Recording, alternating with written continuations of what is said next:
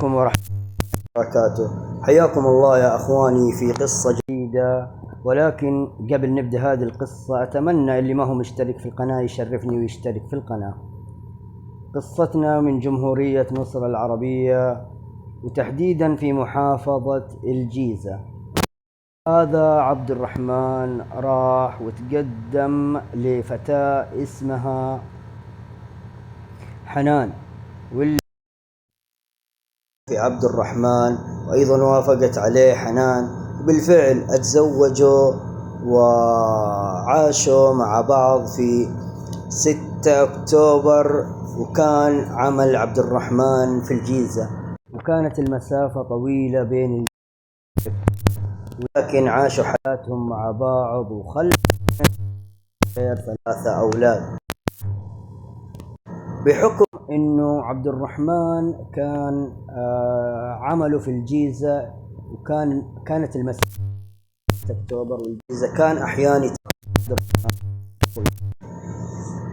وهنا في يوم من الايام تأخر ايضا عبد الرحمن في شغله، ولكن الزوجة هنا اتعرفت، اسمه أسامة، يبلغ من العمر 26 سنة، وتبادلوا أرقام التليفون. وهنا بدأت الزوجة حنان مع أسامة يوميا، واللي كان يجلس معها يتكلموا بالتليفون. وهنا يا جماعة الخير مرت الأيام، وقال أسامة الحنان إنه نفسه يشوفها، وهي كمان قالت له إنه نفسي أشوفك. قال أسامة الحنان طيب خلاص أنا راح أجيك للبيت لما يكون زوجك في العمل، أجيك للبيت. رفضت حنان إنه يجيها للبيت، خايفة ممكن لا حد يشوفه أو زي كذا. وهنا بدأوا يفكروا، وبالفعل طلعوا بنتيجة إنهم يتقابلوا في محل. هم حددوا المحل هذا، والمحل كان أمان لهم، راح يتعرف عليهم ويشوفهم مع بعض. بالفعل يا جماعة الخير قابلت حنان عبد الرحمن، واللي لما قابلته حصلت بينهم العلاقة المحرمة. وبعد ما حصلت هذه العلاقة المحرمة بدأت تتكرر هذه العلاقة كثير كمان. وهنا يا جماعة الخير أسامة وحنان انسجموا مع بعض، وبدأوا إنهم ما يقدروا يستغنوا عن بعض، وبكذا قاموا الاثنين الشياطين وفكروا بتفكير شيطاني مثلهم. فكروا إنهم يتخلصوا من عبد الرحمن، راحت على أيام يتزوجوا، إنه والله لو بالفعل مستحيل يتزوجوا، لأن الأشكال هذه مستحيل يتزوجوا بعض. المهم يا جماعة الخير خططوا إنه أسامة ينتظر عبد الرحمن في محل يكون ما في أحد يشوفه، والطريق هذا كان يمر منه عبد الرحمن لما يكون راجع للبيت. وهنا يا جماعة الخير ينفذ جريمته. بالفعل انتظر أسامة عبد الرحمن حتى يرجع من شغله، مع العلم إنه عبد الرحمن كان إمام مسجد، أيضا إمام مسجد وإنسان في خير. انتظروا أسامة وهو راجع من شغله إلى البيت، واللي لما عدى من عنده عبد الرحمن ضربوا بآلة حادة على راسه، وهرب أسامة من الموقع. ولكن بفضل الله سبحانه وتعالى نجا عبد الرحمن، واللي التموا الناس وشافوا وصلوه إلى المستشفى، وبالفعل قدروا يسعفون عبد الرحمن. طبعا دخل المستشفى عبد الرحمن، والزوجة هنا حزنت والأهل، واللي بدأت تبحث الشرطة عن الفاعل، ولكن للأسف ما وجدوا أي دليل أو أي شيء يوصلهم للي عمل كذا. وبكذا اتقفلت القضية على إنه الشخص اللي قام بارتكاب هذا الفعل أو بارتكاب هذا الفعل اتقيدت هذه مجهول. وهنا يا جماعة الخير مع الأيام وبعد ما رجع إلى بيته عبد الرحمن بدأت حنان تفتعل المشاكل وتقول إني أنا مليت منك وأنا. المهم إلى وقالت لأهلها، وأهلها هنا قالوا لها يا حنان احترمي زوجك واحترمي بيتك واحترمي نفسك واجلسي في بيتك.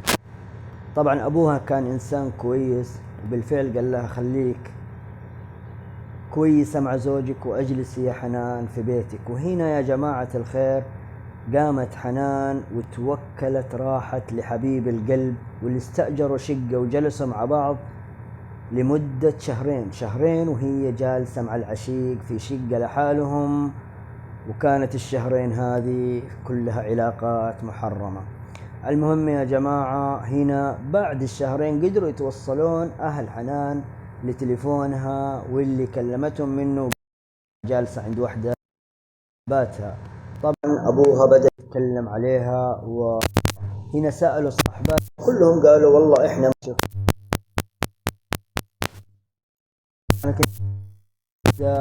هذه يعرفها منكم. وبدأ أبو حنان يوبخ في حنان صوته عليها ويقول لها إنك أبو حنان الآن إذا ربيناها تمام وعرفنا نمسك بنتنا ونرجعها لك. فعل عبد الرحمن في خير هنا ما تكلم ولا قال شيء، واللي أيضا ما زال من شغله إلى بيته. طبعا يا جماعة الخير مع جلوسها عند أهلها قدرت إنها تتوصل لحبيب القلب، واللي قدروا إنهم يلتقوا مرة ومرتين وثلاث وهي عند أهلها. هنا أيضا رجع لهم الشيطان، حسبي الله عليهم، رجع لهم الشيطان وبدأوا يفكروا كيف يتخلصوا من عبد الرحمن، مع إنه عبد الرحمن يا كلاب ما سوى لكم أي شيء. والله أنتم ما أدري كيف وين أنتم ما عندكم قلوب أصلا. المهم يا جماعة الخير إنه قال أسامة إنه راح ينتظر عبد الرحمن قريب من بيته وراح ينفذ فيه الجريمة. بالفعل انتظروا عبد الرحمن وهو راجع لبيته، قام أسامة معه آلة حادة ضربوا على راسه، طاح عبد الرحمن على الأرض. وهنا بدأ يا جماعة الخير يطعن فيه بآلة حادة كانت معه، إلى أن هذه المرة بالفعل فارق الحياة عبد الرحمن. الله يرحمه يا رب ويغفر له إن شاء الله ويجعله من أهل الجنة.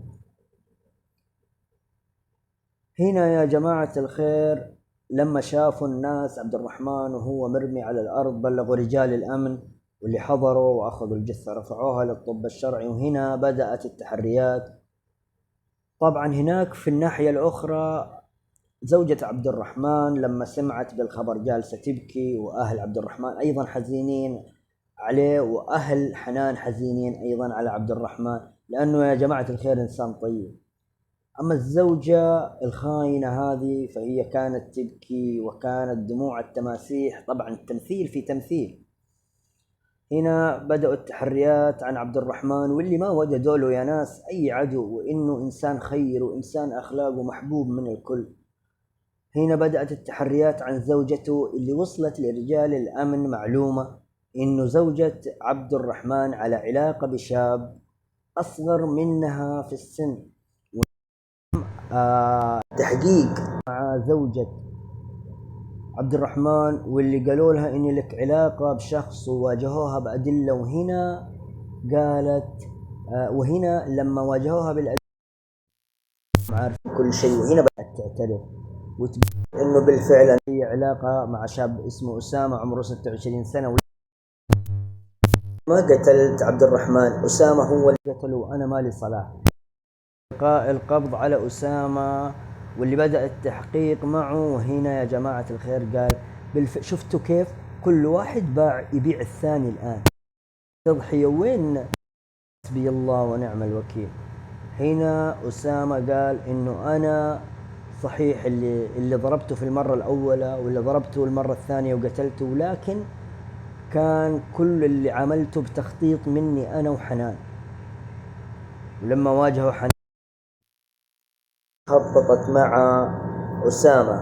المهم بعد التحقيق معهم حالوا أوراقهم إلى المحاكمة، حكمت عليهم المحكمة بالإعدام شنقا، واللي ما زالوا في السجن إلى الآن الإعدام، ويا ليت ينفذون فيهم اليوم قبل بكرة. إلى هنا وصلنا إلى نهاية. أتمنى أن ألقاكم في قصة جديدة بإذن الله تعالى. لا تنسون الاشتراك. الله يسعدكم. في أمان الله. مع السلامة.